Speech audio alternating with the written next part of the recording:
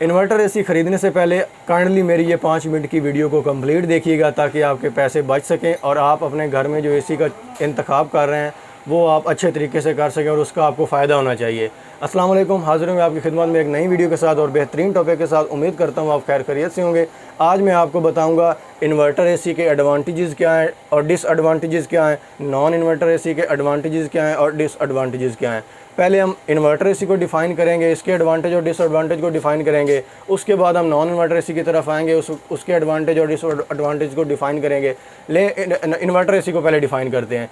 Inverter AC एक ऐसा AC है हमारा जिसने 0 एम्पेयर से स्टार्ट लेना होता है और मैक्सिमम एम्पेयर यानी 1.5 टन का एसी है और 9 एम्पेयर पे जाके इसने 9 एम्पेयर तक जाना होता है। फिर जब हमारा टेम्परेचर फ़र्ज़ करें हमने कमरे में अगर 20 पे सेलेक्ट किया है, जब टेम्परेचर 20 कमरे का हो जाएगा तो ये 9 एम्पेयर से कम होता होता 1.5 एम्पेयर पे आ जाएगा, लेकिन बंद नहीं होगा, 1.5 एम्पेयर पे चलता रहेगा। फिर जितना टाइम आपका टेम्परेचर 20 पे सेलेक्ट हुआ है और कमरे का टेम्परेचर 20 रहेगा तो ये 1.5 एम्पेयर तक चलता रहेगा, जिससे आपके मंथली बिल में काफ़ी कमी आएगी।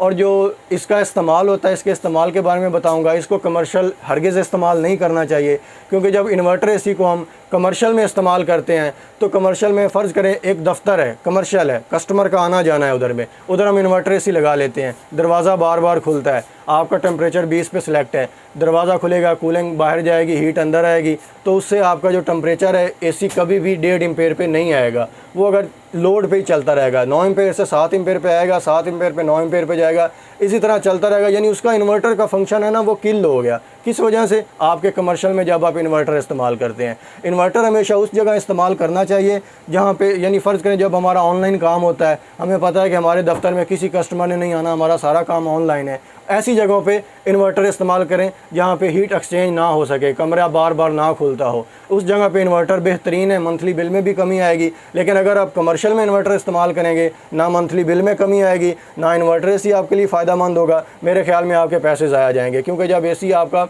बिल कम करने के लिए आप इन्वर्टर लगाएंगे, आपका मकसद ही नहीं पूरा हुआ तो आपका पैसे कील, इन्वर्टर एसी का फंक्शन कील। अब आते हैं हम नॉन इन्वर्टर एसी की तरफ। नॉन इन्वर्टर एसी का फंक्शन क्या होता है जी? जो हमारे सादा पुराना एसी थे उनको नॉन इन्वर्टर एसी कहते हैं। उनका फंक्शन ये होता है कि उन्होंने जब स्टार्ट होते हैं तो स्टार्ट ही 9 एम्पेयर से 1.5 टन का एसी होता है। 1.5 टन का एसी जब 9 एम्पेयर पे स्टार्ट होगा, कमरे का टेम्परेचर फ़र्ज़ करें 20 पे आपने सेलेक्ट हुआ है, जब 20 पे टेम्परेचर पूरा हो जाएगा तो आपका एसी आउटडोर बंद हो जाएगा।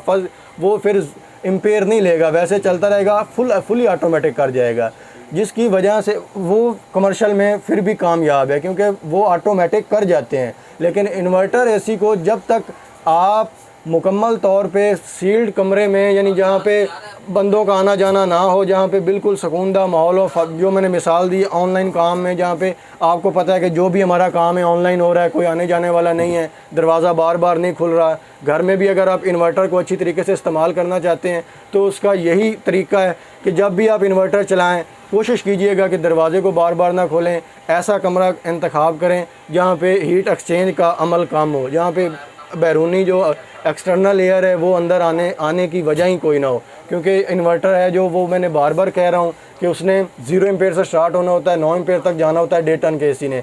जब कमरे का टेम्परेचर आपके सिलेक्टेड टेम्परेचर के मुताबिक हो जाए तो फिर उसने आके 1.5 एम्पेयर पे आना होता है और 1.5 एम्पेयर पे वो चलता रहता है। 1.5 एम्पेयर पे सारा दिन भी चले तो मेरे ख्याल में कोई नहीं बिल आता उसका। इसलिए जब भी एसी ख़रीदिएगा तो इस बात का ध्यान रखिएगा, अगर आप कमर्शियल इस्तेमाल कर रहे हैं तो इन्वर्टर हरगिज़ ना लीजिएगा। डोमेस्टिक में इन्वर्टर बेस्ट है, उसका किस तरह से बेस्ट है वो भी मैंने आपको तरीका बता दिया है। कमर्शियल में जब भी एसी का इंतखाब करें हमेशा नॉन इन्वर्टर एसी का इंतखाब करें।